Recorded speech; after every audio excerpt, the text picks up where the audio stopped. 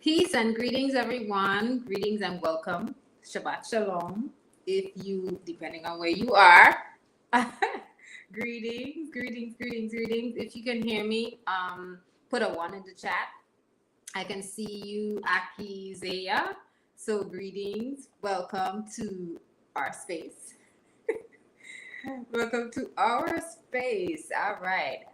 It is really great to see everyone. I really appreciate those of you who are coming on in. It has been a hectic, a strong filled with good things, blessings, and you have to give thanks for that. You have to give thanks for all of that. All. Um, yeah, I am grateful for those of you again who are coming on in. I am actually trying to remove my background because I don't want any background. But yeah, let me know as you pile on in. Let me know how your strong has been so far. Just this is always a good time and space to touch base and see how everyone is doing. That's always a good thing. Shabbat Shalom. Shabbat Shalom. Can you all see me full screen? Or do I look tiny? Do I look small?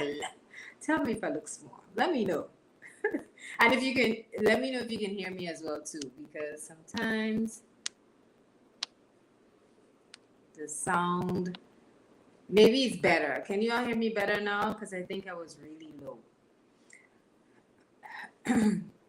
All right. So let's go.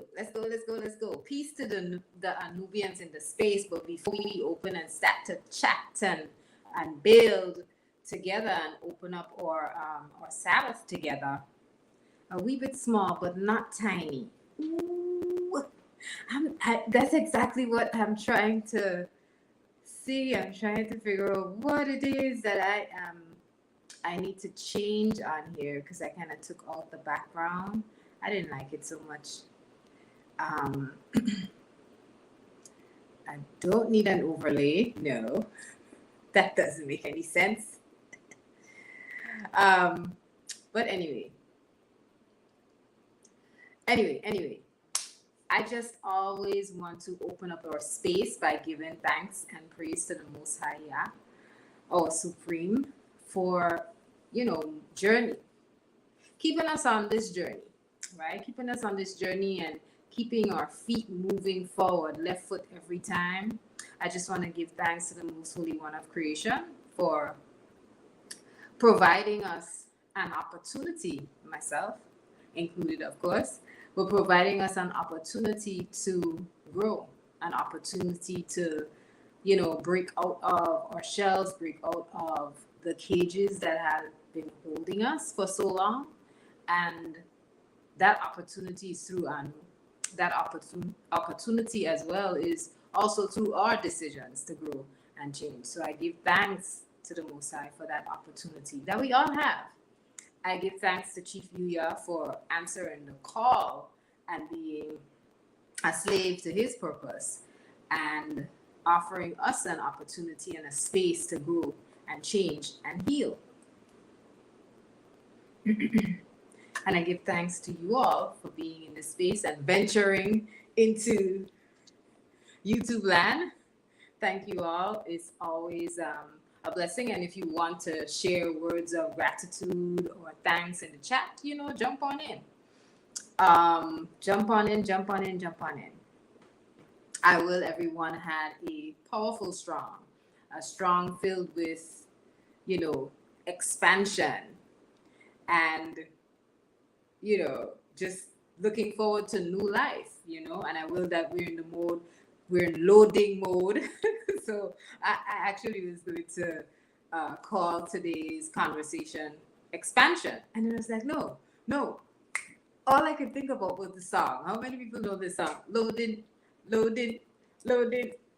Yeah, that's all I could think of when I considered the podcast and Chief's 70th podcast and the build from Midday Affirmative and the blog. I'm not going to jump around. I'm going to take it piece by piece.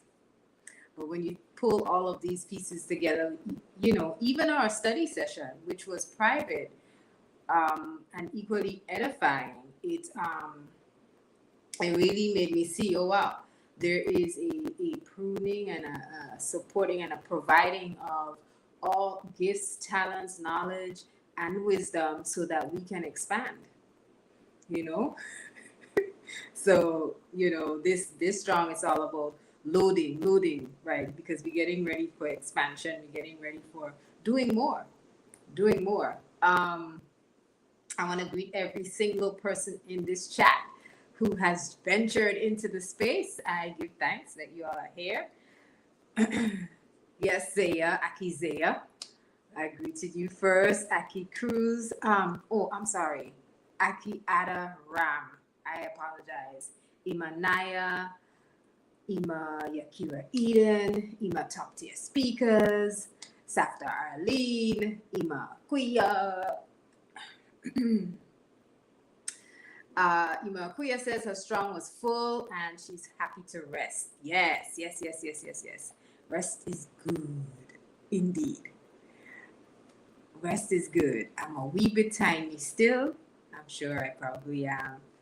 Aki Ramik, all praise to the Most High. Oh, greetings and welcome to the space. Thank you for offering your praises in the space. All right, let me go through greetings. Sister Yafe, how are you? Sister Yafe says she's willing, all had a great 6 days and are ready and prepared for rest. Well, Ima Kuya said, I think most of us are. Yakira Eden says the strong was so rich and filling indeed. Yes. It was. And, share, please, use the phalanges and start, put it in the chat. Tell us what was so filling about the strong, what was so rich, what, were some of the takeaways and the gems that you tucked away in your inner parts, or your bosom, or your wallet, or your brain, wherever you tuck things away, hey, whatever. Let us know what some of those takeaways were that you use and you held on to this strong, because that podcast on New Life was really, it was a great follow-up to, Ruach, and, really helps to outline how we should be moving, right? And the reality of what it means to walk in wisdom, right? Really and truly. I'm going to go back up to Yada Ram. He says his strong was progressive. Alignment is happening more on the journey towards the end of the year. Really give thanks for the recreation of Sabbath. Yes, indeed. Yeah. Everything I'm reading right here, right now, I wish I had a button where I could just play the song, that piece in the song, the jingle. Loading. If anybody knows it, sing with me. But it's really great. It's really great to see everyone in the space. I'm going to keep reading. Imanaya says she had a full strong, preparing to begin new endeavors, physical movement, and studying food in the crock pot. Looking forward to the royal bath and rest. How was your strong? Okay. Imanaya gave us the full rundown. Boom, boom, boom, boom, boom, boom. Aha. Okay. I love it. And the royal bath. We can't forget that one. Greetings, after Gertrude. I will that you are strengthened even more. This strong, Safta Arlene says this strong, she found herself grateful for challenges that came, especially the challenges that bring growth. Yes. Oh my goodness. So I have something that I wanted to share. I had these students in my classroom chanting, when my brain hurts, it's because it's growing. Maybe I was wrong, I don't know. But It's so true. Those challenges, they do help us grow. They do help us grow. Those little pains. Sister Yafe says takeaway was patience, crossed off two important items off the task list. Yep, beautiful. And Akira Meek says this strong has been full of movement, giving thanks for Sabbath. All right. All right. And Ema Akuya is creating. She's moving. She says she's creating courses for a company that she's contracting with and creating her own and applying to be a CEU. I do not know what a CEU is. Feel free to share in greater detail in the chat if you wish. All right. If you wish, only if you wish. Only. I wanted to offer up before we even begin Ephesians 2:10.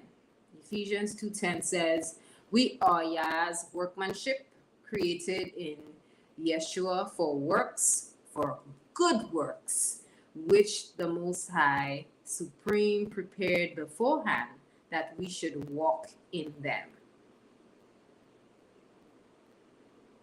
That we should walk in them. So we are workmanship, right? Intricately designed to be programmed for those of you who follow, programmed for purpose, right? But also, expansion, loading, right? Also moving beyond where we are in the moment. And so I think when we meet on these Fridays, it's always good to do a little bit of a review, right? A little bit of a review. Thank you, Sister Yafe, Hoti Yafe. So we'll start with the clubhouse, right? Listen, that clubhouse was long and beautiful and enjoyable, exciting, lots of good, strong conversation. And I don't know, for those of you who, there were a few of us who were there building, and for those of you who got an opportunity to review it, share some of the major takeaways that you had. There was just so much touched on when we met on Yom Rishon in Clubhouse. And,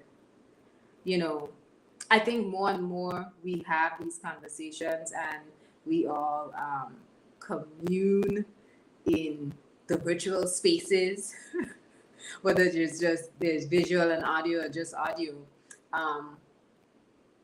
We continue to build bonds, right? Because we're building in conversation and we're building in dialogue, but most importantly, we're building on the Anue, we're building on our culture, and we're building with our ALX. And so that offers us that opportunity to increase our bonds and to bind ourselves together.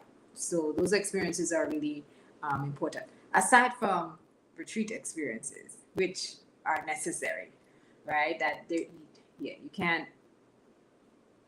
It can't just be the virtual. There has to be that communing that takes place in person, right?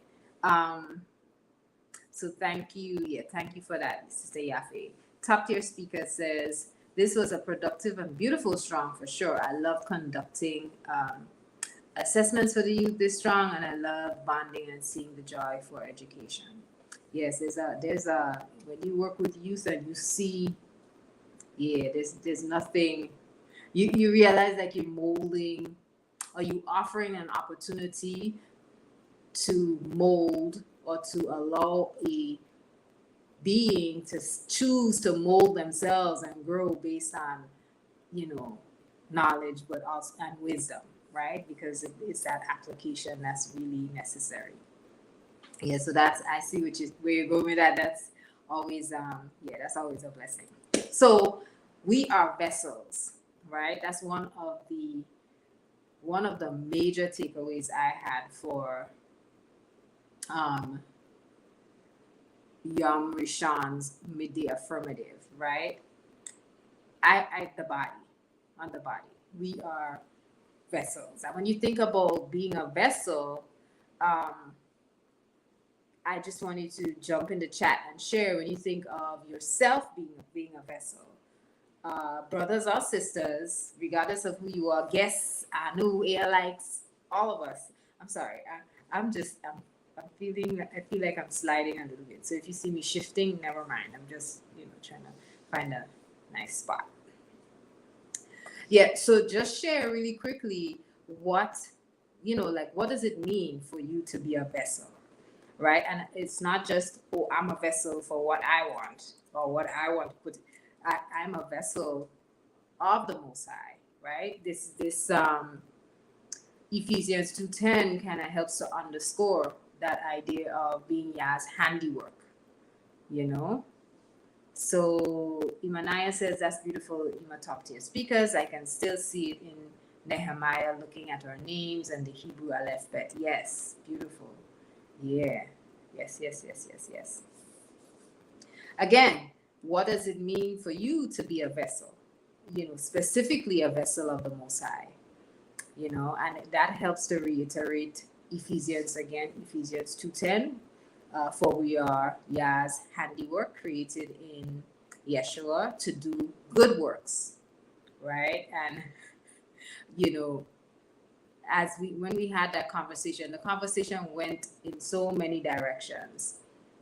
I'll say, as I consider what it means to be a vessel of the Most High, it means that, it connects to some of what Chief spoke on in the podcast, that, sometimes our vessels are filled with old, ancient things from previous experiences in our journey, and I say things, but I could go down a list of experiences, emotions, feelings, disturbances, trauma. There's some things that I don't even want to say because it's just, self-inflicted wounds from our own mental meanderings. Just putting ourselves down constantly, hearing one thing about ourselves or maybe even someone else and taking that on and, dissecting yourself to the point where, you don't see any value in self. There's just so many things that we do and we hold on to it and we keep it in this handiwork that the Most High has identified as his. We store that in there. And I there was a beautiful piece that Abba Herut added to our midday affirmative, which spoke on, the body. And, when you think about the body as a temple and what it was designed and purposed to do, if we're a vessel, this body, and it's designed and purposed for the will of the Most High and programmed for purpose, then why are we keeping all this old trash inside? And I'm talking to myself, because I'm literally staring at myself right now, which I should be. I should be looking in the camera. But yeah, why do we keep and hold on to that, And so there's a constant connection to the idea of the hard drive of a computer or even the software, right? Because we're going to talk about wiring later on, but that hardware, all right? Sometimes our computers take a while to load because there's just too much junk on there, too much junk. You have 64 gigabytes and you're down to the wire 63.25, and you think that you can have optimum performance, but you don't realize that all of that junk is clogging it up. It's preventing us from loading. It's preventing that computer from loading properly, Yakira Eden says, a vessel would mean I am open, ready, and willing. Where it go? It went. It went away. Where did it go? It went away. A vessel would mean I am open, ready, and willing to function based upon what the master has for me to be and do. Again, let me put this up here. I wish I could get rid of this border. I don't know. Oh goodness. Anyhow, I'll figure it out. I'll figure it out. But yes, for sisters who are, tuning in and listening, that's receptivity. That's receptivity. Just, being open. For anyone, for anyone, being a vessel means being open, ready, and willing to function based on what the master has for you, me, he, she, us, we to be and do. To be and do. Thank you very much for offering your wisdom. Top tier speaker says, that's beautiful to hear, Ima. Oh, the youth are the expanding transcendence. Indeed they are. Indeed they are. That was a side conversation. So I'm sorry.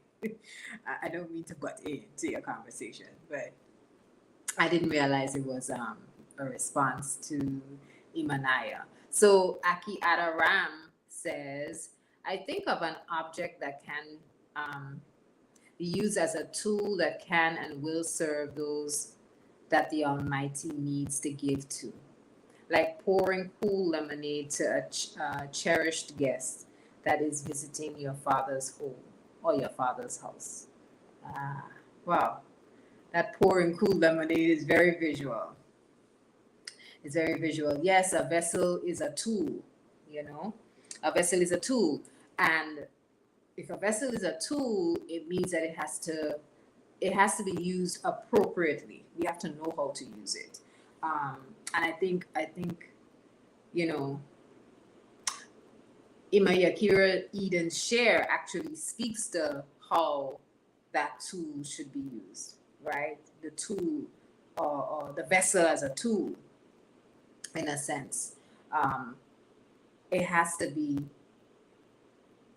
open and willing to receive, and you can't receive if you're overflowing with other stuff, just random stuff that we collected from all of the rabbit holes that we went down across our journey in this lifetime. And we don't release or relinquish control over those. If we keep holding on to them and carrying it forward, then, will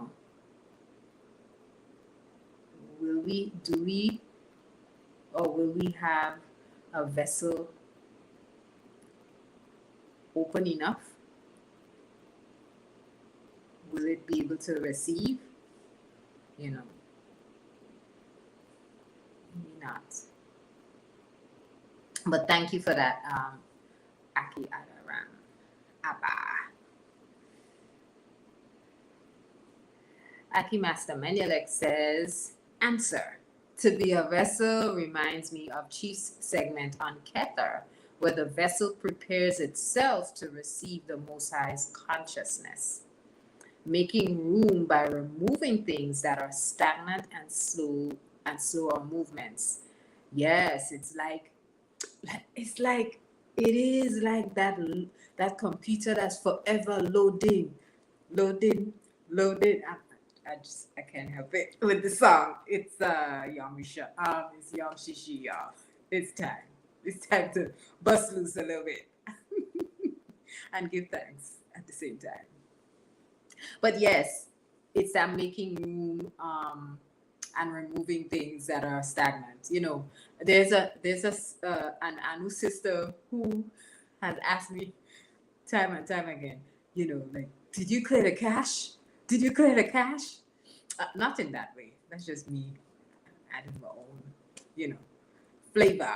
But when she asks that, this is exactly what I think about when she asks that. I think about when she asked that, sorry. And I think we, if we connect it again to the devices that we use, which are tools, again, or vessels to receive instruction that we want to give, or delegate through, or use the device to actually, manifest or to create, then it has to be cleaned up. It can't function at its optimum if it's bogged down with, uncleared cache, and, just videos that are 1.6 gigabytes long, and just, random clips here and there that, it clogs it, and then you can't be that open vessel to receive. You can't be that highly functional device to, and we're not devices, but we can be open enough. And so, I think that's important, when we consider the charge that we were given. And so as I continue to, explore some of your shares, I wanted to ask you, and feel free to jump on if you would like me to put the link in the chat and you want to come in and just, give your 2 cents. Hey, that's what this space is for. And I'm still trying to remove the border. But anyhow, I think about that charge that we were given from the get-go from Yom Rishon. And I want to ask, how have we embraced that idea? Did you find yourself, no, I'll rephrase the question. Did you find yourself at any time this strong, being so present that you are able to say, no, I am a vessel. I am a vessel for the purpose of the Most High. I can't let the previous stuff and, emotions that have clogged me before clog me. I can't let them be used as a filter for how I interact or how I respond. Did you find yourself doing that at any point this strong? Confirming and affirming that you are a vessel and that you are open and receptive, that you have removed some of the old filters. Have you found yourself? I know, I will say, I found myself doing that this strong, and it put me in a space where it's like, oh, I understand the idea of the facts and knowledge versus wisdom, which is application, right? Now you do it, you see how it manifests, you see how it works, and it's intentional. It's not just by happenstance. And I think that's also a part of Chi's charge from the newest podcast, right? Or not even a charge, but just kind of identifying when we're moving with that alignment with the Supreme, that, that wisdom comes, but it isn't just, instinctual, and it is it's strategic. He didn't use the word strategic, but it's strategic. It's not just, Ima Kuya said, that question makes me think about the podcast launched today by Chief, The Colonized Mind. Expound, Ima Kuya. A matter of fact, I'm putting the link in the chat, Ima Kuya. Please come on in and share your thoughts and add to the build. Add your wonderful thoughts and ideas to the build. Come on in. Come on in. Master Menelek says, what you want to pour into a vessel determines which vessel you reach for. Very true. Very true. Very true. Very true. Very true. Very true. Yes. Back to Ephesians. Workmanship. Workmanship. You could have a metal vessel, right? That you turn down from a big chunk of metal. You could have a metal vessel where you weld the two pieces together seamlessly, and then you kind of grind it down and you prepare it, and you could have a clay vessel. You could have a wooden vessel that you seal off, and every vessel, as you said, vessels are different, and what you want to put into the vessel determines which vessel you will reach for. Indeed. Indeed. Indeed, this is truth. Indeed, this is true. Indeed, this is true. It makes me think about, our gifts and talents, right? It makes me think about how we have, each of us, been fashioned strategically, It really does. Did I miss something?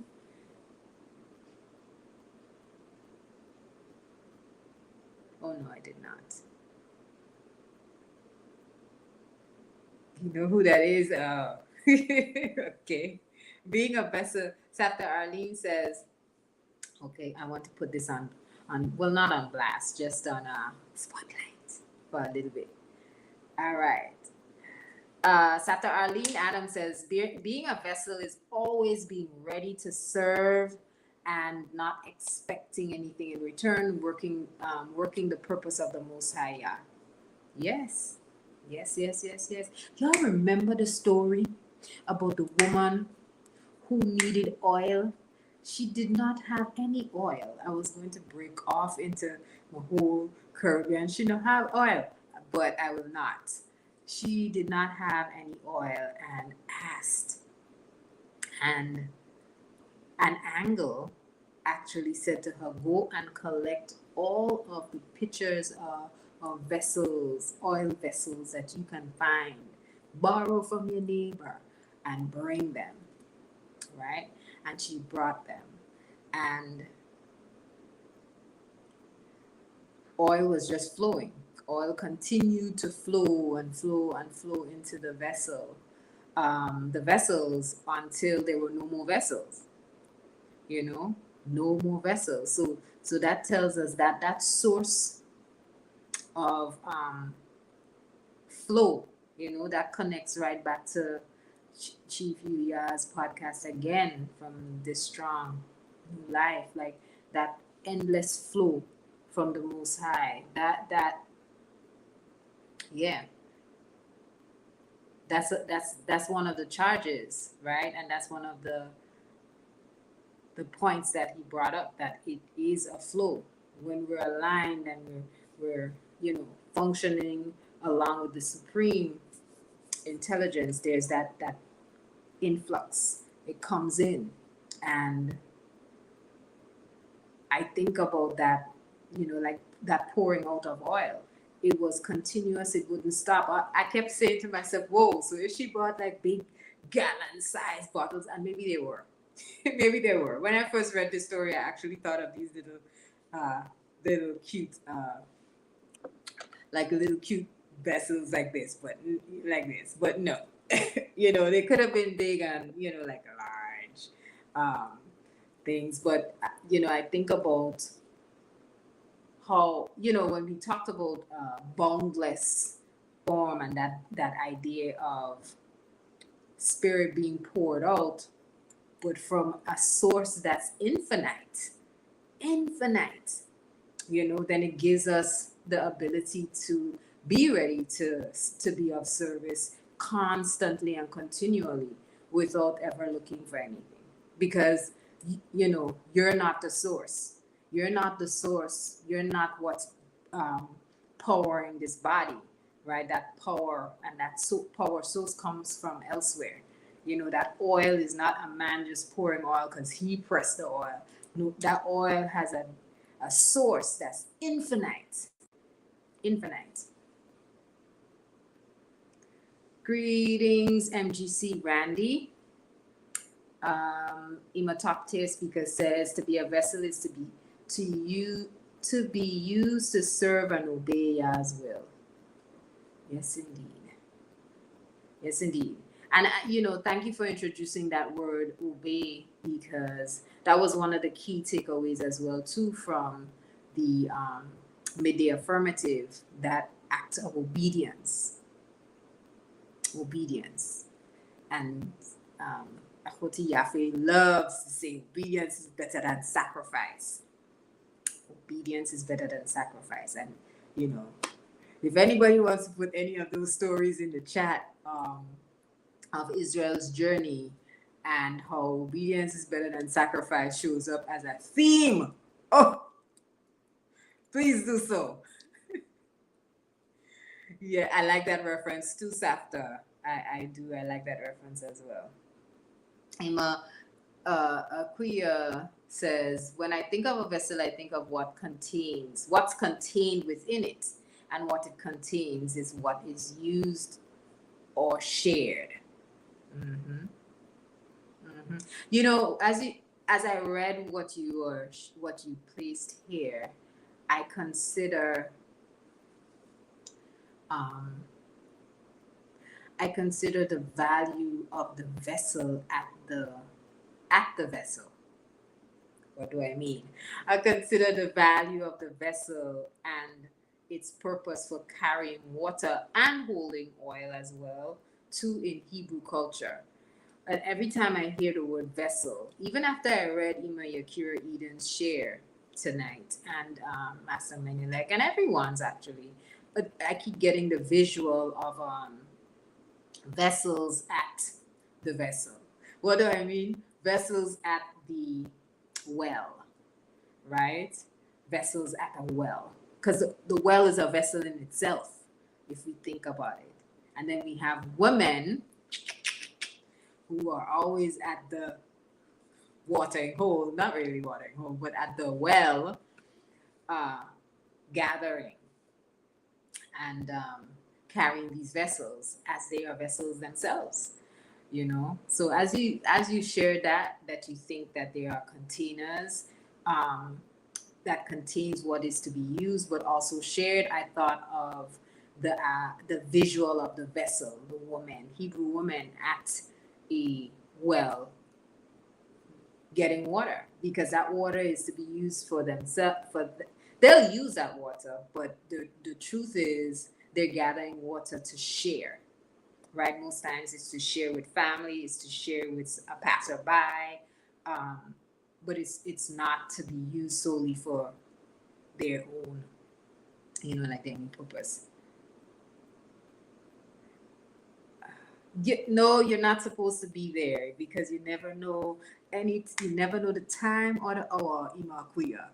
So get out of BED and walk on over. If you can, do it. do it. I am going to send the link in the chat. All right. Thank you so much for answering the call and just coming in and syncing up. Just give me 1 second. I'm over here trying to post this link. It said it copied, and I have a bunch of other pieces to read, so I'm gonna read it. Yes, Elisha, thank you so much. I said an angle. I said an angel. I apologize for that one.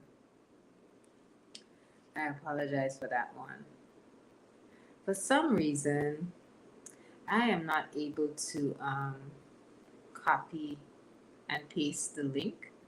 Let me try one more time. Yeah. I'm multitasking here.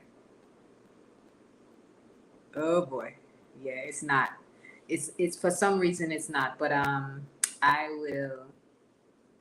see what I could do. Maybe I can switch screens and share it really quickly, but I don't want to risk the chance of this cutting off. So I'll try again. Master Manilek gave us the biblical reference to that vessel, the story of the vessels. It is 1 Kings chapter 5. It was Elisha right after Elijah had ascended in the chariot of fire. Right. Because remember, Elijah said to him, I want everything. Listen, Elisha said to Elijah, listen, I want to be able to do what it is that you do. I want to be able to, and Elijah kind of said to him, if you see what I have taken up, if you are there, you'll receive everything I had. And so it's interesting because that is a test in a sense to show and prove that Elisha did indeed receive those, that blessing and that power that he had asked for. Um, and that's because he was there, he was present. So he received that blessing from the Supreme. Oh, apologies. It's Second Kings chapter 4, y'all. Oh boy. I just got hyped on the wrong thing. Sorry. Second Kings chapter 4. I appreciate the share. Speaking about the woman who needed food but only had oil. Right. Thank you for the clarity. Because I was like, she didn't have no oil. She wanted oil. Yes, they did not have food and he offered her oil. Aki Ramik says, Abraham obeying the Most High and taking Isaac up the mountain. His obedience was better than the sacrifice. Indeed. Indeed. Wait, listen. That's a next conversation right there, Aki Ramik, because so many questions. So many questions. Thank you so much. I appreciate that. Thank you very much. Anu Life Global British. I'm talking to myself. Thank you, Yafe. Thank you so much. I appreciate that. So I was trying my best. Or maybe. Thank you. Thank you to the powers that be.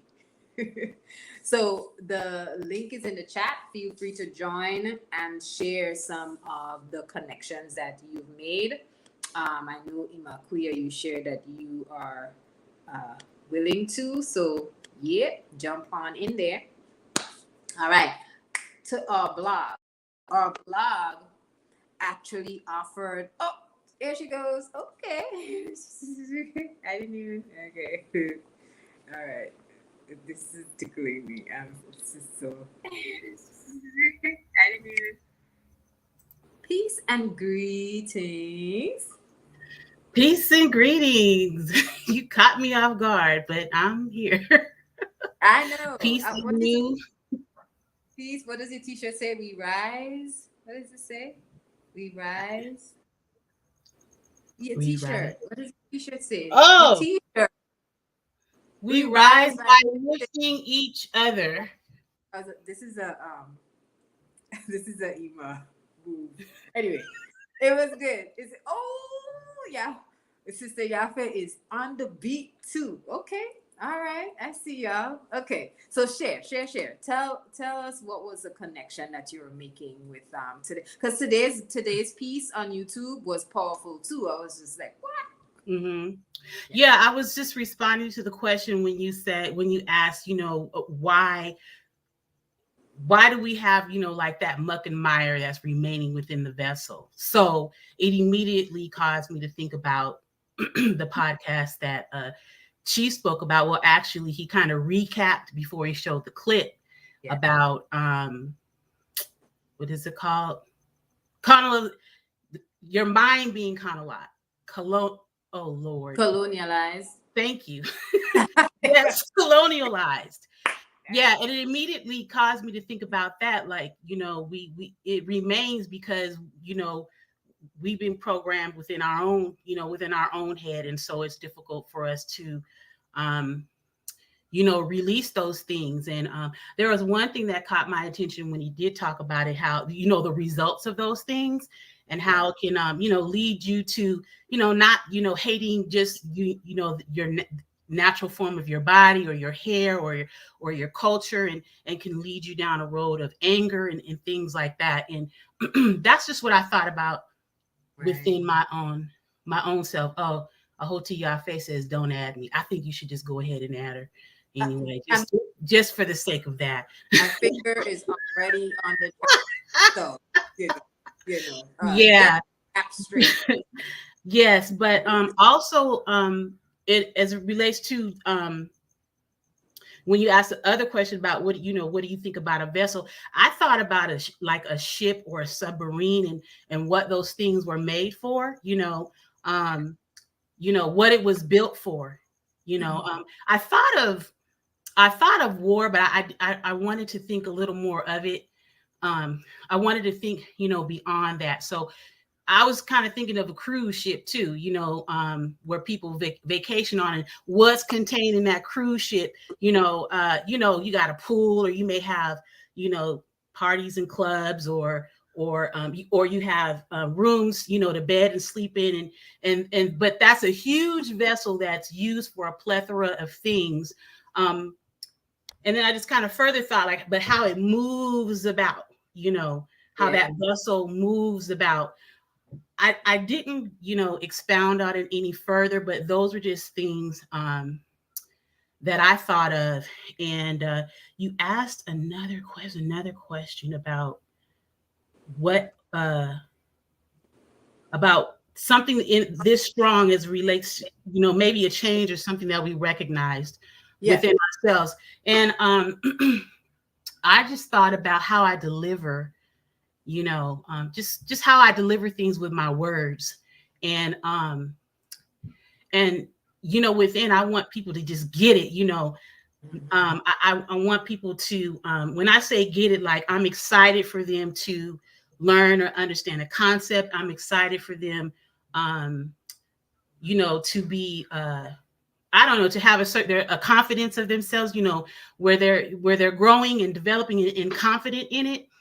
But I can be so passionate about it that my deliverance can sometimes seem punitive, So what I learned was that, I just had to change the tone of my speech, and that, um, how can I say, maybe not sound so accusatory.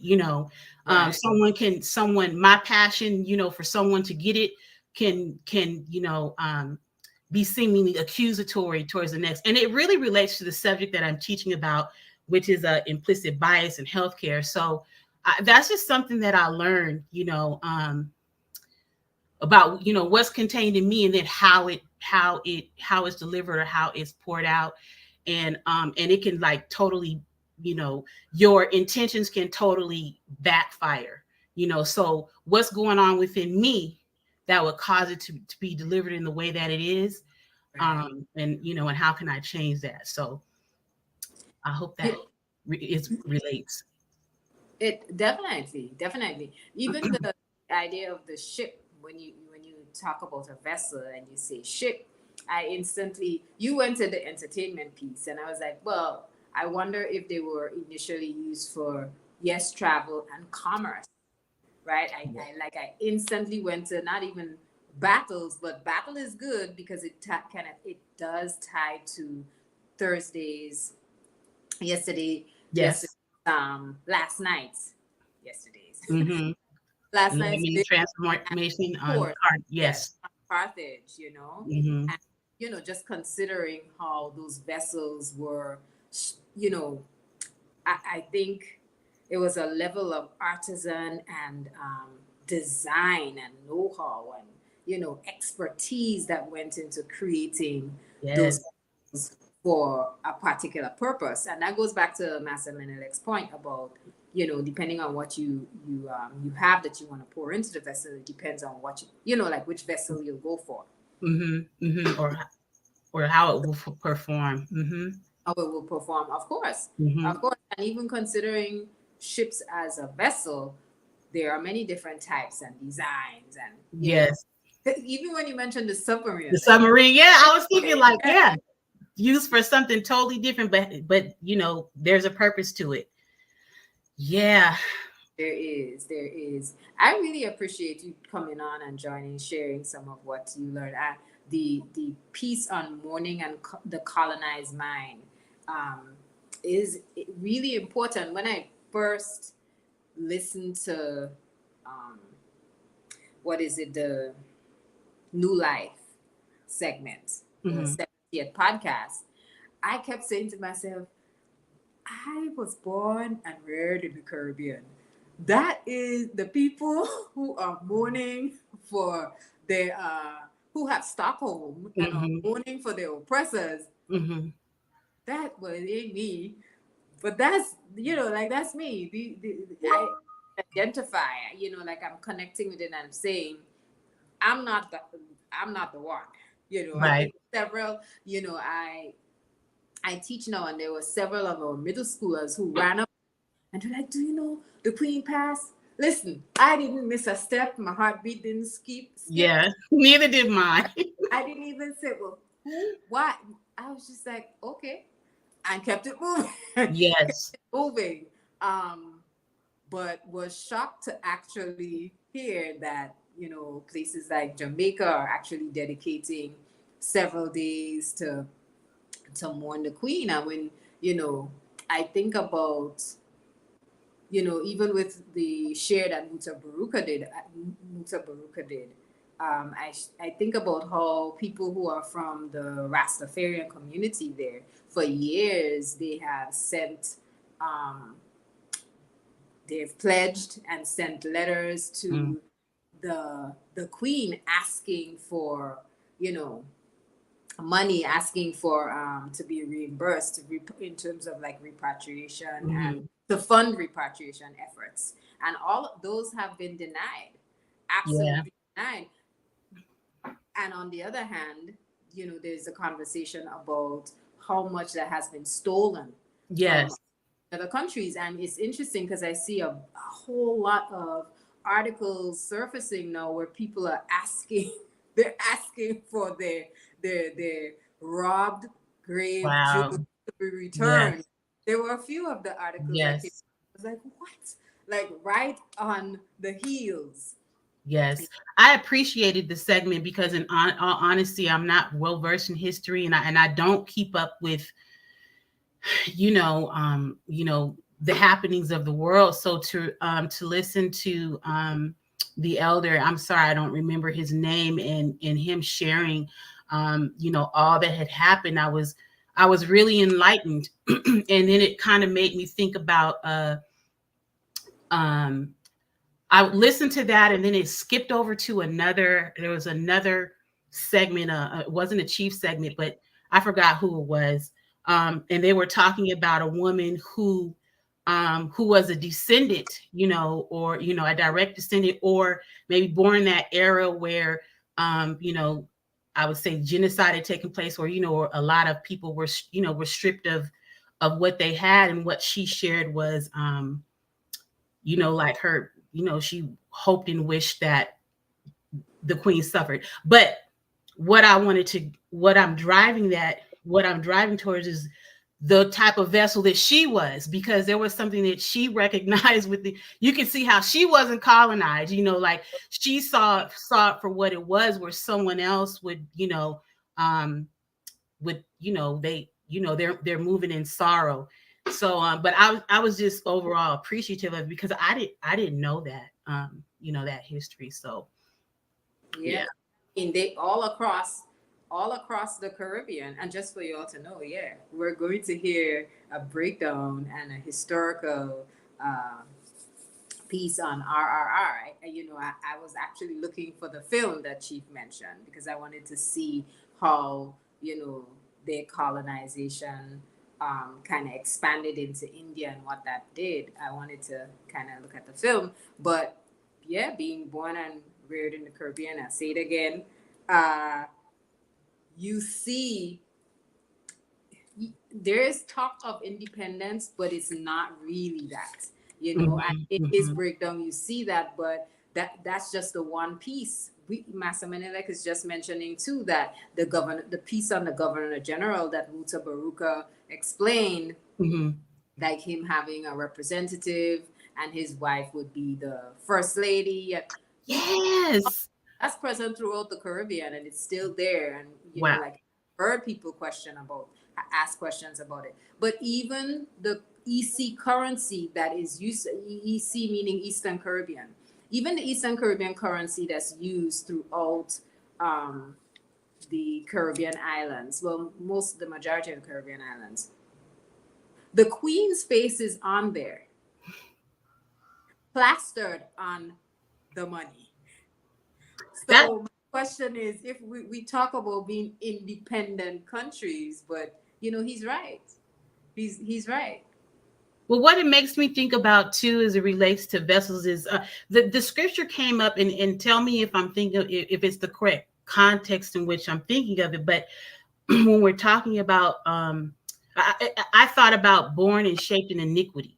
So I'm thinking about the those vessels who, when you say that you're not touched by it, but there are others, who I don't know, who have just kind of embraced this colonization, or people were born into it, and how that vessel, their vessels, are shaped from birth. And that's just what it made me think of, like born and shaped in iniquity. And I was just wondering, and maybe someone in the chat, I can't even see the chat, does anyone see any relation, oh, there it is, any relation to that scripture, and as it relates to those who may have a colonized mind.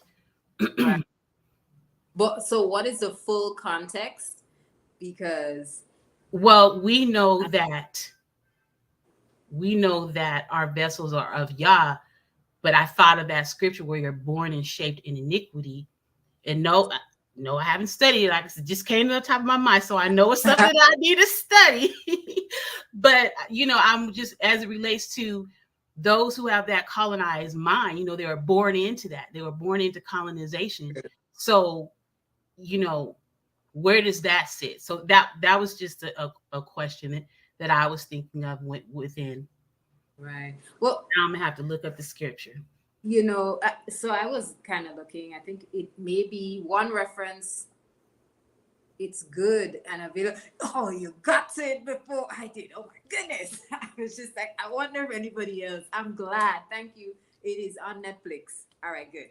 I just had like a little side moment here. Thank you, Ima Yakira Eden. She says the film is on Netflix and it's GOOD capital letters. Good. So yeah. All right. So yeah, I looked for that biblical reference. It's 551, Psalm 51:5. But yeah, you are right. There are some people who are born, but what about those who are programmed? Let's consider the conversation that she shared even before he went into teaching. It was all teaching, by the way, but he shared a bit of an experience, an encounter with someone who's South African, who kind of, and she was saying, like, y'all Western Mhm. identify people and Yes. put a label and a tag, and as soon in my head I was saying it, I was just like, what? She said what? And as soon as I said, but like South African is not even like, that's not even the real term. Then he says, yeah, well, you had a Westerner come in and give you a Yes. designation anyway that you seem to think is yours, but it's really not. And I think about how does that program them even. So Hmm. you weren't born into the programming, but you came into it. Right. Okay. I don't know. I mean, that's why I need to better research that scripture about being born and shaped, Right. born and shaped, and then actually looking up what born is, because Chief is differentiated between like being created and being made, and being born, and then what is iniquity, and all of those things. So sometimes I don't like when I have those questions within, but Mm-hmm. but yeah, okay. Ahote Yafe put it up. Okay, behold, I was shapen in iniquity, and in sin did my mother conceive me. Yeah, and that mention of being in sin goes back to Hawa and Mm-hmm. the garden. Wow, You know got it, what became her role after got defying the it. I side. think you should bring Ahote Yafe in. Just bring her in. Just No, oh no, I wouldn't disrespect her wishes. She asked that she all we right. not add her. But you can share in the chat. I asked about the full context because I also, it's a psalm and I wanted to know like what was the psalmist talking about at that time, because I could pull that one piece of the verse. I can pull that verse, but maybe there's a larger context and a Yeah, larger I'm understanding as I'm well sure. to him saying being shapen in iniquity. And I'm not gonna jump into. Well, maybe we should. Well, I'm not. I haven't studied anything, so I have to pull up scriptures and look Okay. ahead before, and so So it's a no. Well, that's fine. yeah. But I mean, it's a good connection. And if it you is. want to, like if you want to elaborate more, even ask whether anyone sees the connection. I think you did. Mhm. Feel free to do so. I'm gonna just jump into the chat because I don't want to leave anybody behind. Ima Akuya, Emanaya says, Ima Akuya, that makes me think of Master Menelik mentioning being full of fuel. This was like almost 10 minutes ago, actually. So your example sounds like being full of passion or fuel and exploding, affecting others around you in an adverse way. Yeah.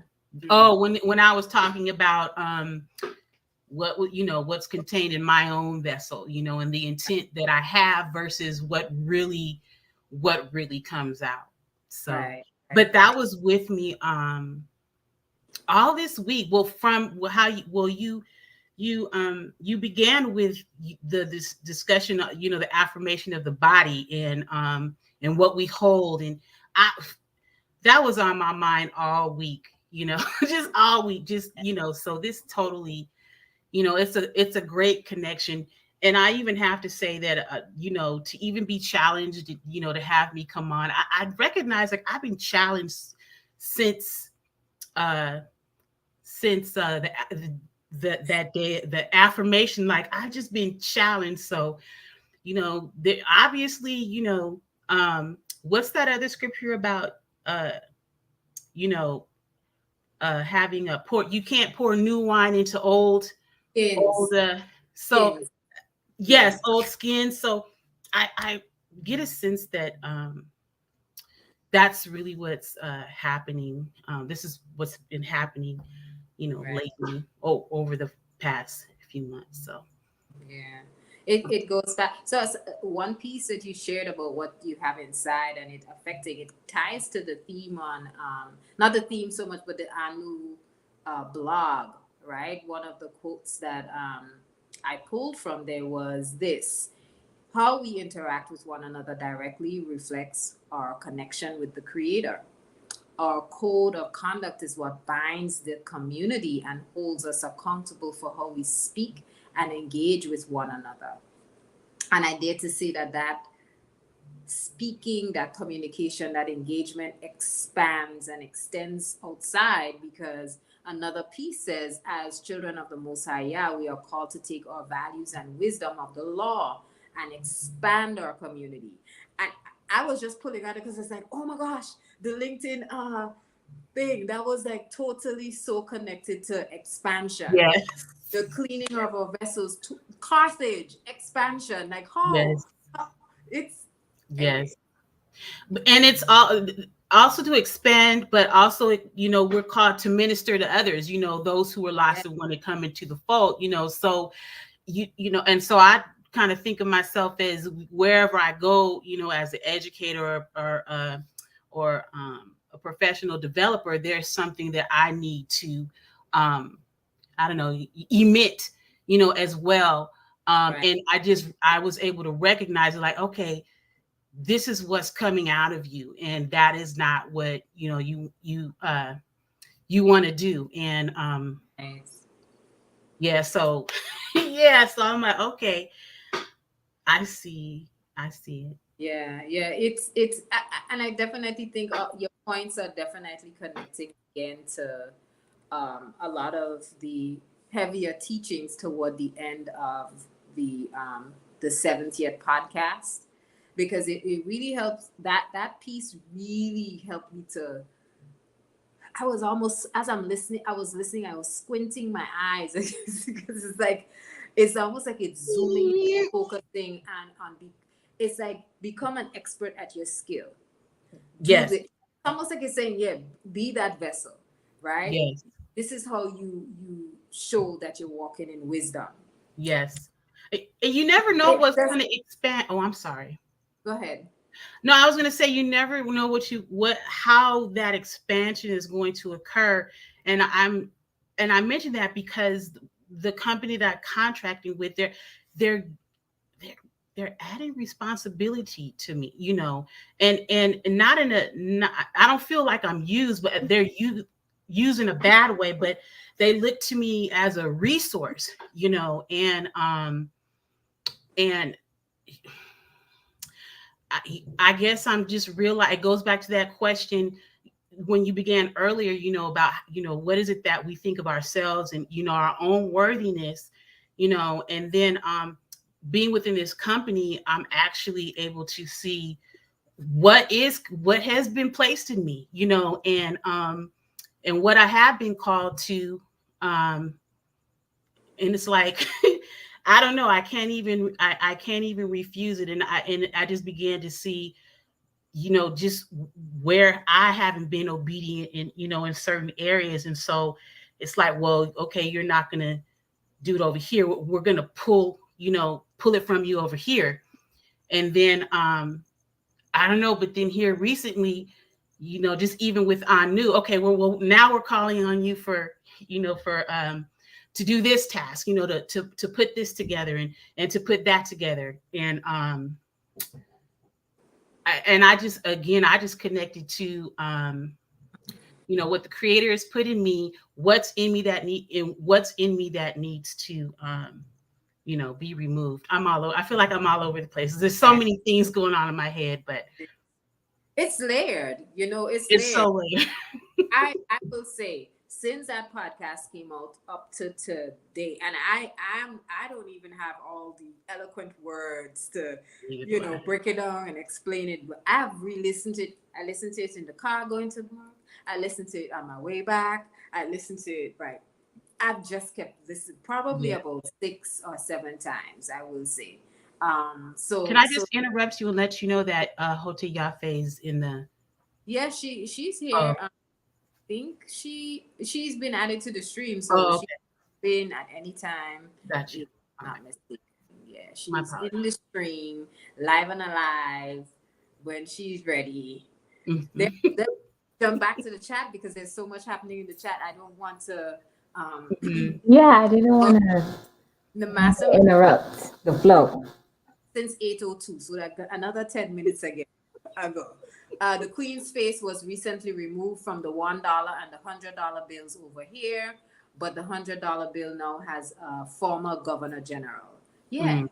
let me tell you, that stamp, that colonial stamp, will remain. It's gonna be there. It's not gonna. It's gonna read it. Top tier speaker says it's interesting hearing about those who seem to be deeply programmed in other countries due to colonization, while some of us are recovering and deprogramming here in the West. Well, Chief says this is where the consciousness is. This is where it's at anyway. So, Right. if anything, the consciousness, I would say, the consciousness is here, and we're to Yes. inform, those Right. who are of us, outside of the West. So, Part of the West. yeah.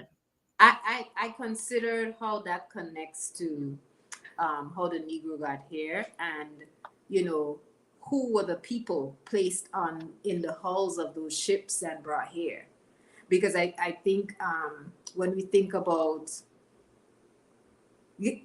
I can't speak to it, so I won't bring it up. But when we Okay. think about who the true followers of the way are, right, and Yes. where they are currently, I see how when I only see a piece of it, like a glimmer of what, like possibly what Chief is underscoring when he says like the consciousness is here, because you put the consciousness in the hulls of ships and you brought them here, so that's Yeah. our All right. Okay. That's how it happened. Right. Can you hear me? Peace. Can you hear me? Please? Can I be heard? Yes, you have a little bit of feedback though. But Oh, okay. I don't know. you truly Okay. sound like a computer loading. I can't hear you. Has like a robotic sound to it. But you were gonna say something? Share. Is that better? We Yes. still Can you hear hear me now? Is that better? I mean, you kind could be heard. It's just a little, in the background. Okay, I'm sorry. I'll make it quick then. I just wanted to comment on the Psalms 51:5 about like being shapen in iniquity. As you were talking, I was like, oh, that's the, colonized mind. Like it's, our minds are shapen. But before I even go to that, like immediately when I read the verse and I went, because how you were saying you have to study real quick, I was like, well, let me see if I can study real quick and get some context, a little context to that verse. And as I read, I realized it's actually one of like my favorite songs from a gospel singer. I forget Kim. Her first name is Kim, and I can't remember, but she's very well known in the music industry because a lot of people like to copy her singing style. It's like very like jazzy. It'll come to me maybe Kimberell. before I can. Kimberell. Kimberell, thank you. That's it. So it's. I think the name of the song is "Created Me a Clean Heart." Because that's if that's 5 verses later after 51:5 it says create in me a clean heart, oh God, and renew a right spirit within me. So I immediately thought like with the iniquities, it goes to another, it's related to another verse, which is Jeremiah 17:9, that says the heart is deceitful above all things and desperately wicked, who can know it? And it's Yah. 17:10, I, the Lord, search the heart, I try the reins, even to give every man according to his ways and according to the fruit of his doings. So it's saying, only Yah knows the heart. Like, no, it doesn't mean like we can just go ahead and have our colonized minds and do bad things and like, well, God knows my heart, and like, oh, we're gonna get away with it. No. It means that I think how you said, like, we have to be present because no matter what we do, whether we are being deceitful or not, Yah knows what's inside. He knows what's happening within, like within that mind, and not like your flesh brain. He knows what's happening. So the shaping in iniquity, when we have that colonized mind, we're not really being present in the moment because all those thoughts of what we've been told to think about a given situation, or whether it be our families, how we interact with our community, how we interact with our mate, there's gonna always be that feedback, if you will, because we also learned that on the live, on the clubhouse live, like if the body's giving feedback, then we know that it's dysfunction. So when that flesh brain is giving feedback when you should be an open vessel, that is the epitome of that colonized mind doing what it wants to do behind the curtain. So that was all I wanted to share. Yeah, thank you for that breakdown. I'm sorry, it caused me to think about when he was talking about ruach and how it works and how it's not just spirit that needs to be aligned, but oh, somebody help me. But I'm horrible at recalling. I just listened, I didn't study anything, but there's all these working components that creates that that living soul. And so I would say that if we're not we're not aligned as we should, if we're still carrying that colonized mindset, we're not even allowing that ruach to move as it should. as it should, right? Right. And it with the not well, 1 second, let me go to the chat. After Arlene says, I was moving around as I was listening, and when I sat down, I saw that you put my thoughts into words. Speaking of expansion, Jabez came to mind today when I spoke with the. Oh, okay. I'm not sure. That may be something. We're having a conversation with our Yadaram. Ramik says Aki Ramik says it was interesting hearing Mutaburuka's solutions on repatriation and funding for citizens wanting to go back to the motherland. Master Menelik says the word used for coast in that verse is Gebal. Gamel Bet Vav Lamed. Meaning, hey, I know those letters V A. What were we talking about on that part? That's interesting. Order About expanding our expanding. What were we speaking on back at when he was talking about that? When we were talking about Manila, can you remind us that was like 3 minutes ago. Well, I'm not sure when we mentioned this, but you mentioned the word used for coast. So can you share what were we talking about then at that time? And in the Ruach, I think the components that included the body, spirit, body, word was also included, if I'm not mistaken. Yes, it was. Yeah. Saptar Arlene says we can't live our culture if we live with a colonized mind. You can't. Well, what happens when you know can't. cultures? Yeah, one will fight the other.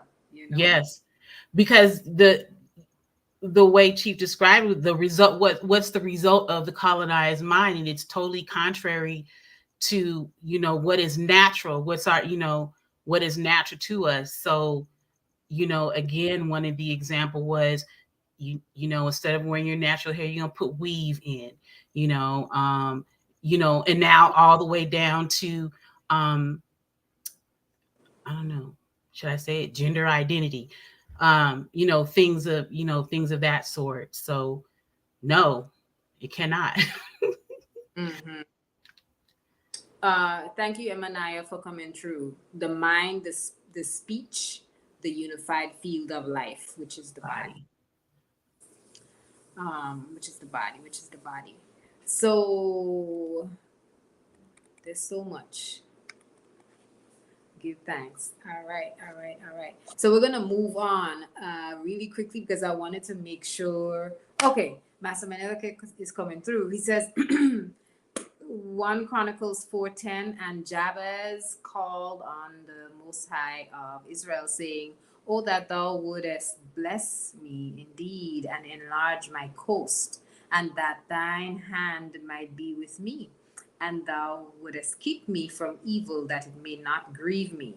And Yah granted him that which he requested. Oh, he said he posted it earlier, but he doesn't think I was able to see it. I probably didn't. It's probably further up. And I still can't remember how it connects. We were talking about expansion. Oh, okay. I see. Yes. Okay. Enlarge my coast, and that thine hand. You know that song, Enlarge My Territory. Yeah, it's a song based on that. No, I don't. Gospel song. Oh.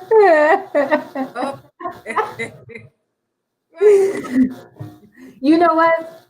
When Master Manuel put that in there, it's funny because I was literally just, coming off of the Carthage. Well, we still on it because we in between part 1 and part 2. But as we do, I went down several rabbit holes, and I found myself like looking up the tribes of Israel mapped again, like where each tribe is on the map, and comparing it to the map today. And I was like, well, when did this expand? And that comment, Master Me, like your comment made me think like, that idea of expanding, like there's all this fighting and whatnot going on in that region of the world, of like who owns what. And I'm like, as I'm looking, I'm like, well, it looks like maybe there wasn't, maybe it was somebody else's, you expanded, that was the prayer. And I guess like that's where it's coming from, like, well, we were told we can have this. And so it just made me think like of the idea of expansion and having the promise and the covenant from Yah. And it's like if it's meant to be yours because Yah said I'm gonna give it to you, then that's what it is. Which makes me think about how the Most High was trying to expand them when he wanted them to take the land. So what was in there within their vessels then? Because they didn't even want it. They were too scared to expand. I guess it depends on when it was, because like, they had, I don't know. Because I was also reading before, like, like a lot of the trials that happened like during the 40 years in the wilderness, they came through a lot. Like we talk about Ruth, and Ruth was a Moabite. And I was studying with Sequoia a few days ago about Ruth, and it was like a little bit of a like, wait a minute, what happened? Like the Moabites ain't even like them. Like they was trying to like curse them and kill them. And it was like, maybe they shouldn't have been there in the first place, and maybe that's why, like, you were given this promised land, it was given to you. You had to wait 40 years, like your ancestors could not cross over. It was given to you, and they have been there at this point for a while. So it's like, yeah, there's famine, but like you should have trusted and waited on Yah. Why did you go back? Yeah, we get something. I guess something good happened out of that, because we have the story of Ruth, and we see what obedience gets how she was obedient to the culture that was given to her by her husband, who transitioned, and then obedient to the elder woman that she was with, and then where she ended up. And so yeah, we get that, but there's also the other side, like, well, what were you doing in Moab anyway? Like, these were not necessarily your friends. Right. So you're surrounded by the enemy. They were like the king, tried to curse them, but the prophet that he hired, he was only able to utter blessings. So it was like, there was and this is all in Deuteronomy. So it's like, no, like, these are my children. So whatever you have, whatever you try to do, it's not gonna win. Right. Whatever you even think about is gonna fail. So it's like, I got something else for them. Right. I like what I'm sorry, I'm not trying to progress, but I like what Master Menelik said. That verse also made him think of the expansion of one's own vessel and your ability to contain more of the Most High. Yeah. Like our ability to contain more of. I'm just thinking about that, like, can we we need to be, in order to expand, we need to, the expansion allows us to contain the Most High. But it made me think about sometimes if we're not, well, here's what I think of myself. I often think of myself, and there are times where there's an opportunity for the Most High, but I have found myself in spaces where I can't even, handle it, or I'll get easily irritated because of what is contained, what is contained in me. Kind of makes me think of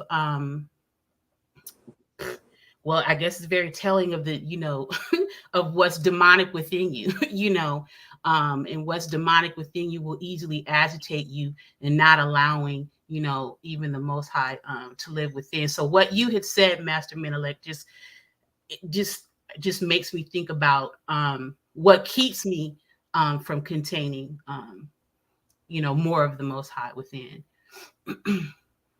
And the segment the chief did speaks about the inflow, So again, there's like, if that vessel is clear and clean, there's going to be that influx. And I do think it's important to recognize during those times, during this storm, like, recognize within the body, within the vessel, where those hang-ups and those you know, those the muck and the mire, so to speak, has been like stuck, right? Yes.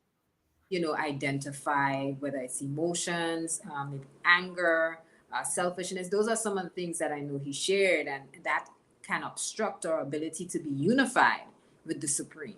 And Mm-hmm. being unified with the Supreme is where that wisdom and that understanding comes through. Mm-hmm. And then, you know, as I was listening as well, so it's like it's almost like you won't. There may not be moments for you to have to battle Yes. because Say it. the truth is you're in alignment, you're so in alignment, you're receiving instantly this wisdom. And you know, like he identifies wisdom is that ability to, you know, understand facts, see what's Understand. in front of Mm-hmm. you and make judgments, Mm-hmm. right? So it's sound judgment too, like he said, Mm-hmm. judge soundly. I was like, Mm-hmm. Mm-hmm. okay, so that can happen fluidly, effortlessly. Mm-hmm. Mm-hmm. You we, better we say it. you right, but I don't want to say it and just be like, okay, I'm able to speak to it and repeat. I want to be able to, and it's not once. I am moving toward being in that alignment because I'm not there. I'm not Well, you're there. just speaking to me about Right. it. I'm just saying it speaks to me. I think a lot of us, what you're speaking to what you're speaking is speaking to within me, and I'm like, yes, that's you. You're hitting it, right on target. Which, and I'll be quiet because I'm looking at Emma Yakira Eden, and it kind of ties in with what you're saying. I'm sorry, I'm getting excited. So get excited. We're free in our emotions. So free up. Free up. You were gonna say share? Listen, Yeah, we and have nowhere to go. I That's know. like we don't have Yeah, anywhere we supposed to be to go. resting. Where? Where now? Tell me where. Tell me where. I kind of you said you had just I'm sorry, you said something and it was speaking to me, and then I was looking at what Emma Yakira Eden had said. She said, yes, I agree, Emma Akui, that there are many costs associated with the colonized mind, even feminist perspectives in a byproduct of that mental disease. And and now I can't recall what you had just said, but I saw a connection there. But I was gonna expound, but I got a little too excited. So no, Oh, it all left me. you I'm know sorry. the that feminist, sorry, but that perspective can be, it's a hindrance. It is equivalent to the anger and the other things that block that Yeah. influence, Mhm. you know. And if it's yeah, that's all I could say. It blocks that influence, blocks our ability Yes. to to to be aligned. And so there has to be that like looking at it and not just sitting in and watching and observing and meditating, but literally removing it. And that's why I asked the question earlier, when were we in the moment challenged to recognize that our vessel was actually being obstructed by maybe old thoughts and Mm-hmm. old emotions and so on, that was preventing us from like really walking Mm-hmm. Mm-hmm. truly, completely, and wholly the way we're supposed to, because it's in correction takes place in the Mm-hmm. moment.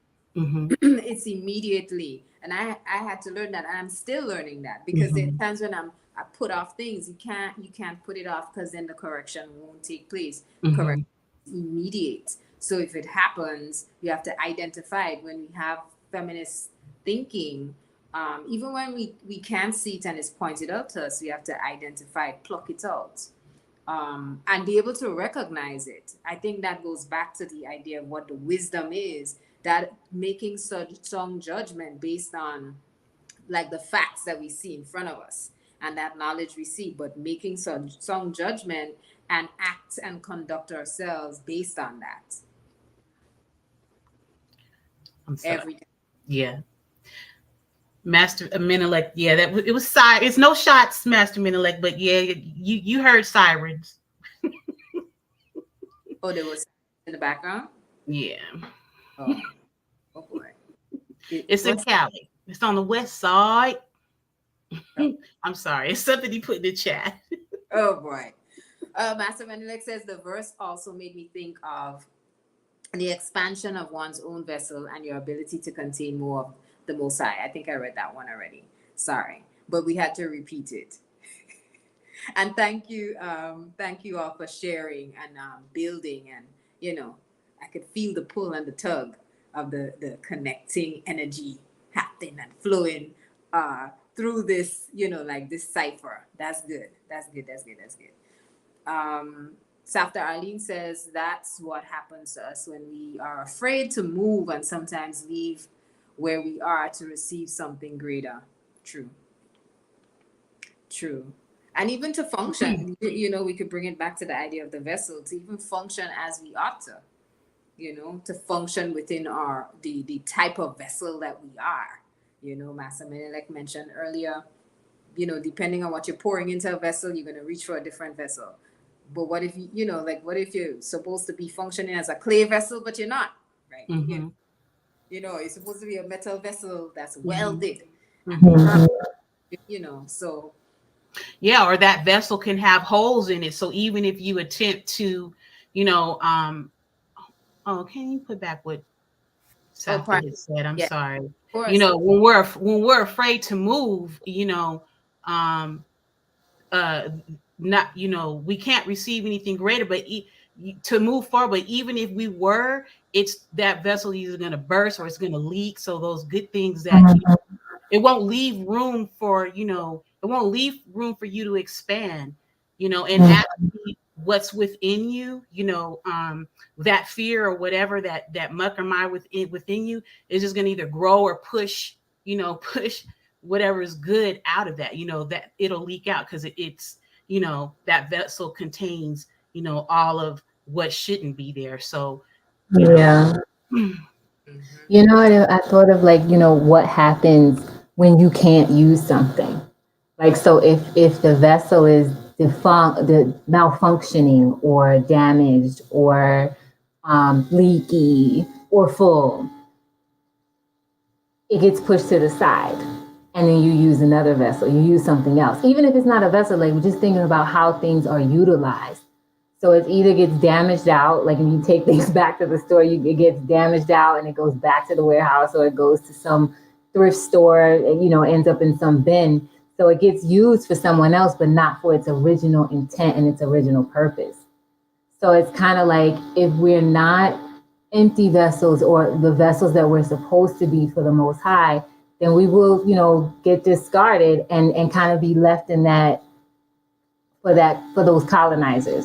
We'll be left with that colonized mind and not be used for what our true purpose is. Then we'll still be searching for purpose and be used for something else. Like even if it's like if it's the vessel with the stagnant water in it, there's valuable lessons and things can be learned, but maybe it'll be learned for someone else and not for you because you weren't moving the way you're supposed to. I.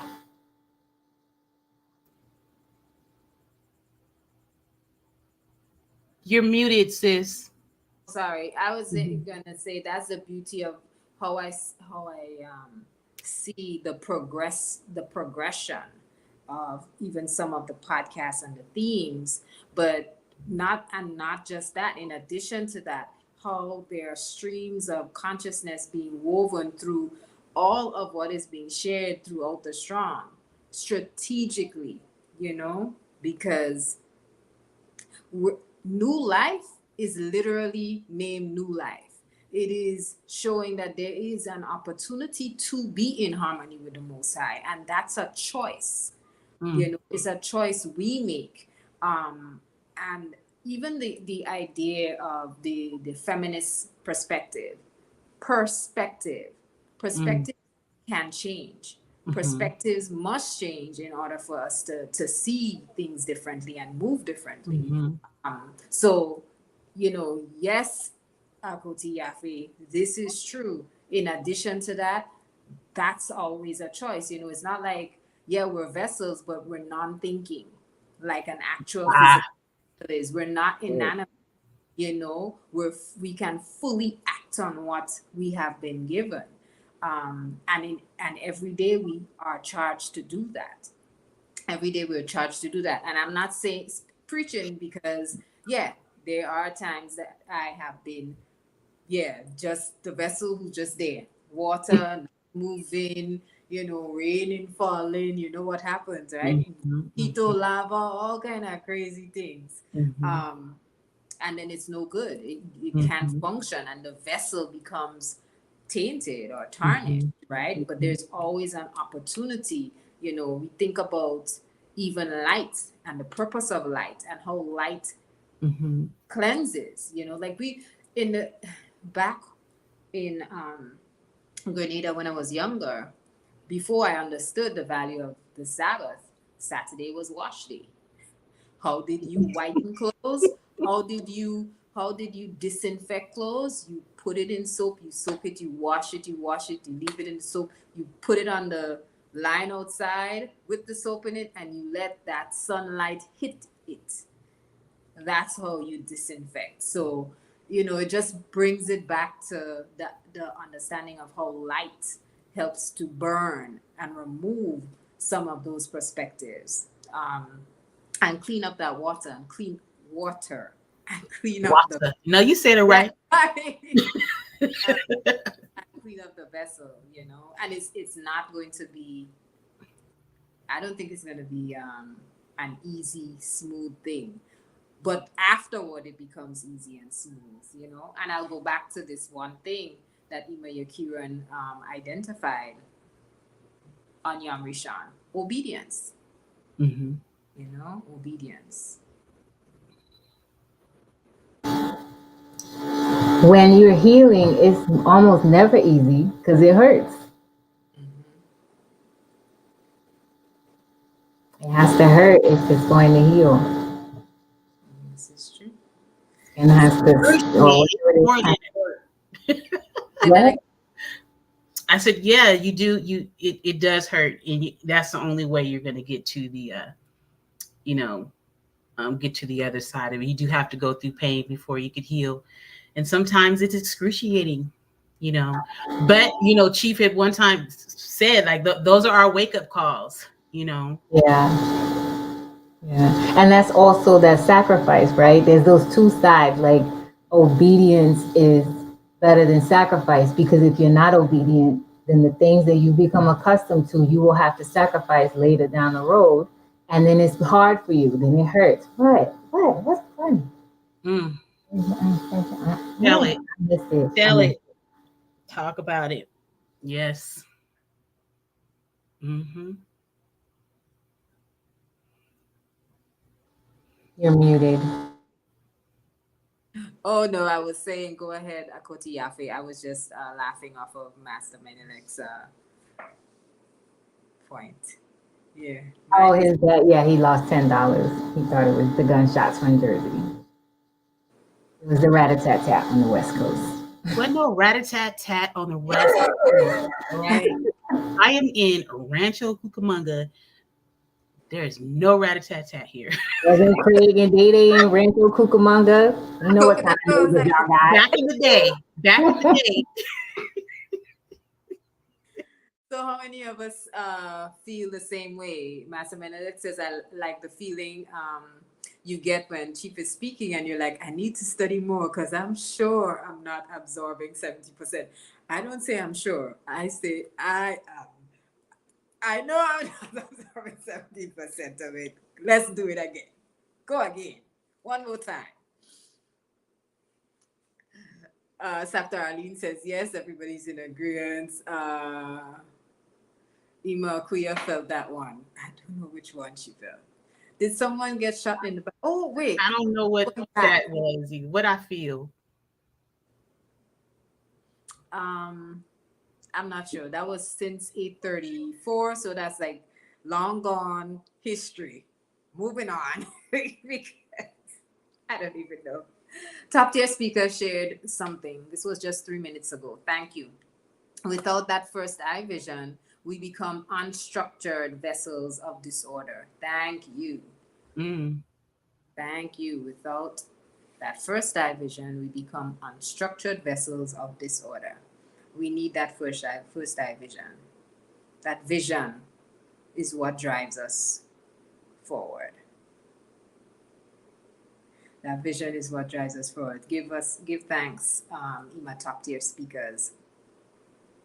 And again, feel free. The link is in the chat if you want to join in on the build or the conversation. You don't have anywhere to go, so load in. I don't know the song. I don't know. I'm having fun. If anybody else knows that song, just sing with me, okay? Bear with me. Massa Manilek said she was laughing about how she was music. Oh, gosh. Yeah. They're looting. Are they looting outside where you are? Is that what's happening? No. Oh. Ain't nothing. He just heard sirens and now he's just, dissing my hood, No, it's a little known fact. Kuya has hostages now. Oh boy. Oh gosh. Nope. The kids are not out today. They're not out today, but ain't nothing happening. He just heard a siren. It could be, never mind, because he'll run with what I said and make more fun of me. So I'll leave it be. Yeah. Every now and then you'll hear that chain. And you see her jerk. So get back in the cellar. Get back in the cellar. I'm just kidding.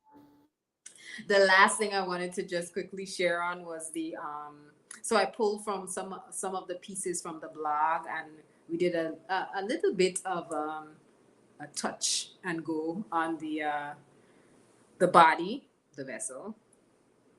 That was the Yom Rishon build on Clubhouse, and also shared here on Facebook and Anu Life Global YouTube. And we touched on the blog. I really like how the blog connected that piece where we see that we're directly reflecting the Most High. We know, based on our interaction with others, we know when we're reflecting the Most High, because we, that connection that we have with the Most High is, you're gonna see it. You're gonna see it in the way we interact with others and how we commune. I thought Carthage was a wonderful way to focus in on the need to think about our attachment to desires and some of the base level things that we want, right? Like when I think Chief mentioned the statement he said was, when we live alone for the body, or we become out of harmony with the Most High. So Carthage, just applying it, maybe it's history, but I'm applying it to myself as well. And some of the quotes Aki El Karar shared, it really speaks to, understanding what, what these base nature desires that drive us. What are those things? We want this, we want that. What are those desires that we have that are attached to the body? Because I think it connects to altruism.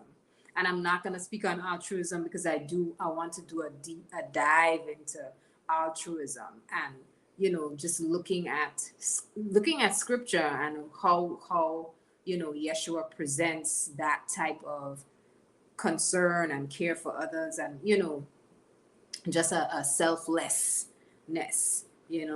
So I think that's really important, and that piece connects back to the blog, where it speaks on empowering others and how we engage and how we connect and commune. But join for those, any more shares, ads, any other segues or side conversations that we want to jump into? You shaking your head, Imakuya? I'm sorry. I'm just thinking, like, how did I end up here? I'm sitting here like, she just pulled me in, and I'm sorry. I was thinking about that, but I wanted to, I was looking forward to what you were going to define altruism was, but you said you weren't going to go into it. So no, go ahead. No, I don't know what it is. I don't know what are you saying altruism is helping others? it speaks to it, this is not the definition completely, but it speaks to a level of selflessness, like a disinterest Mm-hmm. in just oneself only. There's that focus on others and the benefit and the well-being of others. So yeah. It just kind of made me think. I was wondering if that, um, you know, it.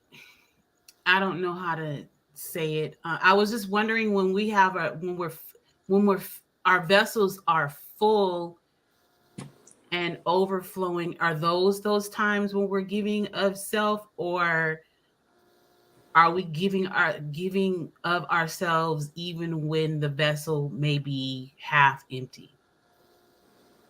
Right. Well, I mean, that's a choice. Yeah, that's an interesting question. Mhm. Oh, sorry. Oh no, I was it's an interesting question. I mean, I would think like, you know, because it is the idea of selflessness and literally giving without the expectation of something in return. So it can't be like a, well, I'm gonna do this because I know I'm gonna get this. I know that there's a scripture that speaks to that, but I don't know it off the top of my head. But it can't be like, well, I'm gonna do this because y'all's gonna give me this if I do that. Like with this expectation that you're gonna get something. You give to get, or like a pay to play.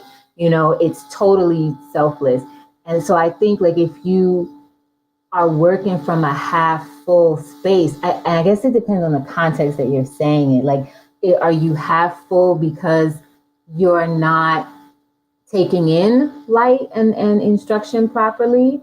Or are you half full because like you're always pouring out, you're always, pouring out. And so are you saying like it's from that space of you give so much, like even when you don't have.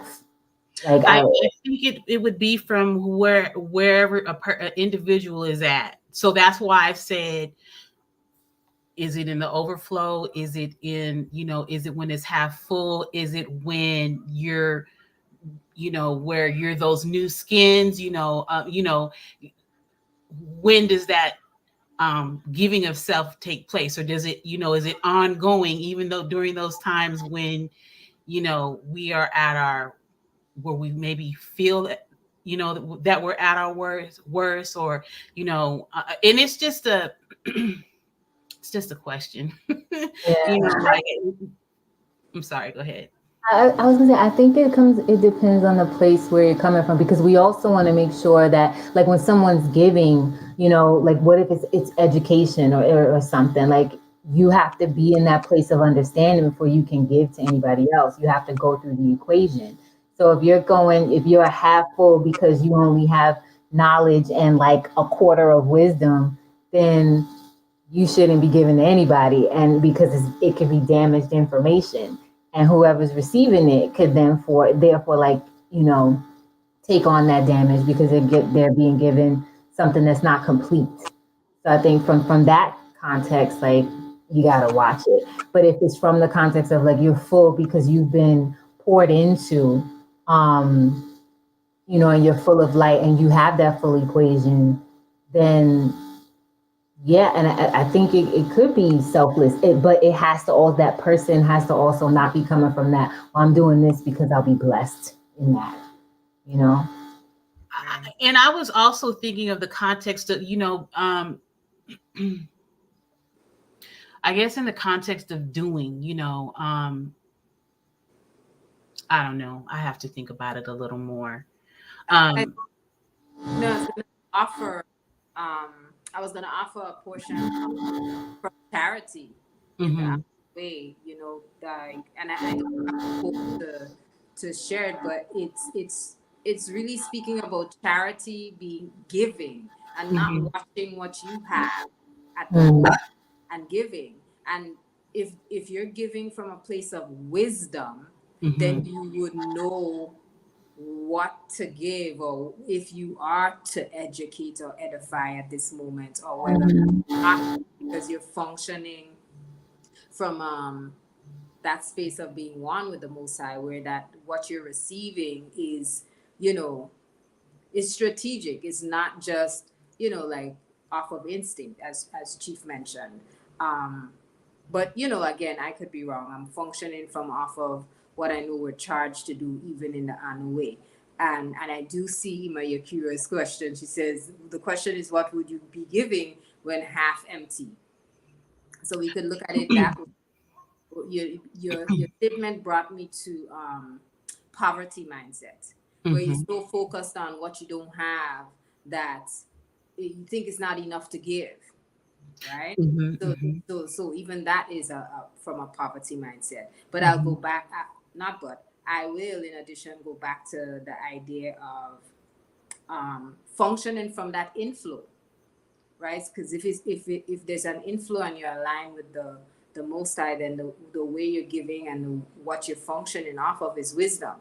So you're going to be able to discern when to give, what to give. You know, and you're not doing it. You know, you're not necessarily from your human brain functioning that way. You know, so I think it is important to think about. Yes, if you're functioning, are you thinking about yes giving or not giving, and is it from a poverty mindset? Because that's one perspective or that's one aspect. But also knowing that you're not doing, we always think we're the one, you know, it's coming from me, it's what I have. No, it's not what I have. You know, that in the inflow that Chief is speaking of is nothing that I'm pouring or you are pouring. You know, so I don't know. I was also just thinking of just coming from a place of healing, because what I thought of was like your great singers or writers, where their best comes out through their pain. You know what I mean? Say that So again. the best of someone's gift can come through by way of pain, but that gift that you know that emits is something that can be healing, you know, to others as well. That's what I was thinking of. And in relation to the vessel, like, well, where are you at, you know, if your vessel, you know, may hold pain, you know, you may be going through you know, there's a place of pain that you may be going through. Does that mean that that vessel is useless? You know, and again, these are just questions. Well, I mean, I think the most important thing is who you're asking those questions, and what are you doing with that? What are we doing? Are you doing with that information? You know, because if it's something that's coming up or popping up, then it means that that question has to be, you know, it has to be addressed, Right. and maybe, you know, if it's like an open question like that, then it means that you have to seek counsel. That you have to seek counsel. Master Menelek put a scripture in. But Ima Yakira Eden, I'll go to Oh. her statement. She says, I wonder if the fullness comes from headship and being filled with light. So when balanced, we're ever full. Right. Master Menelek shares Mark 12, 41, 44. Yeshua sat, let me put it on the thing. Yeshua sat over against the treasury, and behold, how the people cast money into the treasury, and many that were rich cast in much. Right. Okay. Thank you. But he gives more. There's more. And I'm reading it. And okay. I'm sorry. And there came a certain poor widow, and she threw in 2 mites, which make a farthing. And he called unto him his disciples and said unto them, Verily I say unto you, that this poor widow hath cast more in than all they which have cast into the treasury. For all they did cast in of their abundance, but she of her want did cast in all that she had, even all her living. So give thanks, Master Menelek, for that. Does that mean that the least that she gave, the least to someone else was the most to her? Well, Because of the fact that she did not cast, she did not give because she's giving out of her abundance. Thank you. Yes, got it. Right? It was from the fact that she wanted to give, and she gave even when her situation was not, when she wasn't overflowing, it when she wasn't wasn't overflowing. perhaps maybe even full. Right. Right. Is that correct, Master Millet?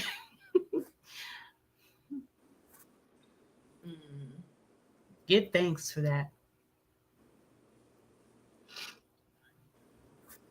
Oh, and Yakira Eden says, right, I'd agree with Yafe, Akoti Yafe's question. Are we full due to one's inability to take in or accept light? That's a good question. Are we full due to inability, And that, yeah, I'll leave it there.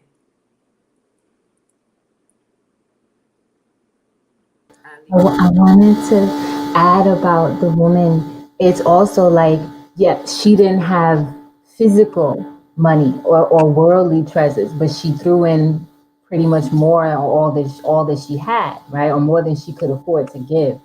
But she was full of something else, right?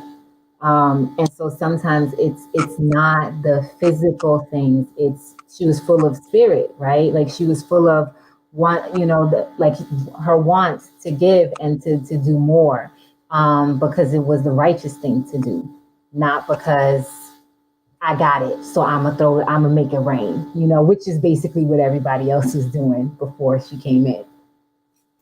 Exactly. I'm sorry. There's some. There are more. I was reading the comments.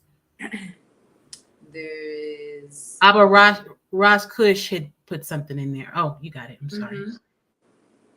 Go ahead. It sounds like you're referring to. He says it sounds like you're referring to the expression of one's experience using their talent.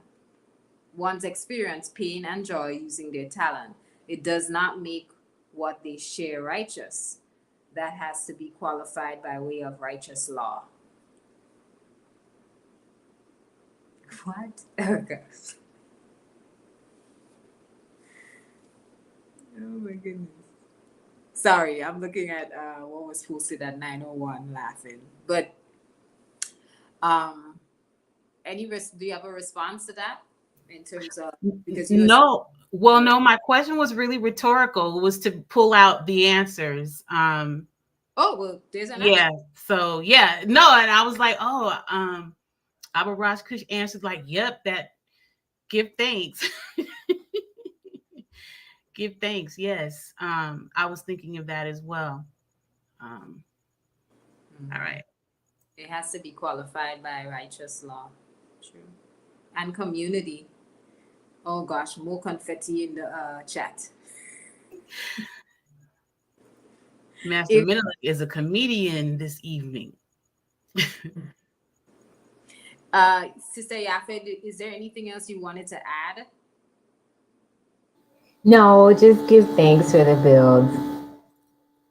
Right, and thank you for coming on. Give thanks for the call. Yeah, and give thanks for answering the call. I'm going to give thanks for Master Menelek and all the confetti, making it rain. Thank you, Safta Arlene. Thank you for building with us. Thank you, MGC Randy. Abaras Kush for joining us and sharing some light. Master Menelek. Again, big up, give thanks to Ima Yakira Eden for posting wisdom. Thank you very much. Imanaya was here. Yes, Imanaya, give thanks for engaging. Thank you, top tier speakers, for dropping some of those Anuwe gems in the chat. Thank you all for being in the space. I really appreciate it. I also saw Aki Ramik. I saw Aki Isaiah. So I just wanted to call out everyone and give thanks for being in space. Enjoy your Sabbath. Rest well. Do something creative. Do something fun. And yeah, send some energy by picking up the phone and calling and connecting with an alike, if you will. Thank you very much. Thank you very much, Chief Yuya. Enjoy your Yes, give Sabbath. thanks to Rest you. well. You've given us so much. Thank you. Mhm. Thank you. Thank you. We really appreciate your presence, your constant giving. Thank you, everyone. Peace and Peace. Peace. Shabbat shalom. Shabbat shalom. Shabbat Shalom.